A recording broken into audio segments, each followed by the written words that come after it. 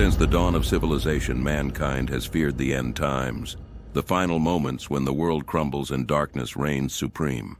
In the book of Revelation, a prophecy foretells the coming of four riders, each bringing with them a force that will reshape the earth. The four horsemen of the apocalypse: conquest, war, famine, and death. They are the harbingers of destruction, and once they ride, the fate of the world will hang by a thread. It begins with the breaking of the seven seals, sacred locks that bind the future of mankind. With each seal, a rider is unleashed, bringing chaos to a world already on the brink. These riders are not mere symbols, they are the embodiment of the forces that have ravaged humanity throughout history.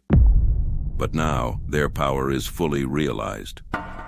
The first rider emerges on a radiant white horse, his figure almost angelic, yet his intentions are far from divine. In his hand, he holds a bow, and upon his head rests a shining crown. This is the rider of conquest. He rides out to conquer, to subjugate nations under his rule. Throughout history, conquest has been a driving force of human expansion.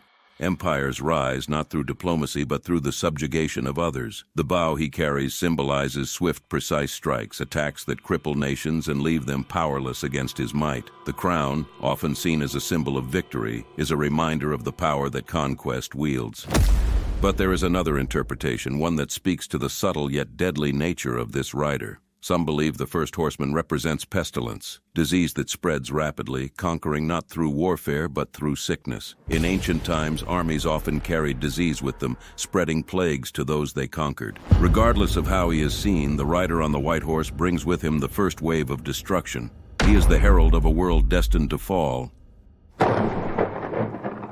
The second rider charges forth on a fiery red horse, his hand gripping a massive sword. Wherever he rides, peace is shattered and conflict erupts. This is the rider of war, the bringer of bloodshed and chaos. War is the oldest and most devastating force known to man. It tears apart families, destroys cities, and leaves nothing but ashes in its wake. The red horse, the color of blood, symbolizes the violent, uncontrollable nature of conflict. As the rider swings his sword, the world descends into anarchy. Nations collapse, and no one is safe. Throughout history, war has been a constant companion of mankind. From ancient battles to modern warfare, the rider of war has ridden across the earth countless times. His sword is not just a weapon of destruction, it is a symbol of division. He turns brother against brother, nation against nation, until there is nothing left to fight for. The third rider emerges on a black horse, his figure gaunt and cold. In his hand, he holds a pair of scales, symbols of the balance that is about to tip. This is the rider of famine, the force that brings hunger, scarcity, and suffering to the world. Famine is a silent killer. It creeps into societies, slowly weakening the population until desperation takes hold. The scales this rider carries symbolize the weighing of food.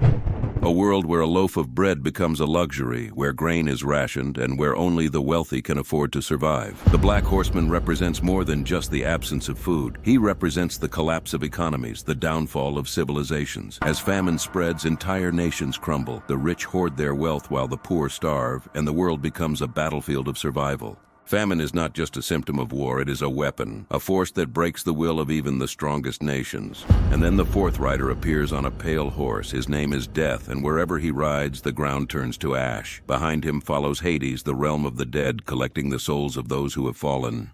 Death is the most feared of all the horsemen, for his power is absolute. War, conquest, and famine all lead to him, and once he arrives, there is no escape.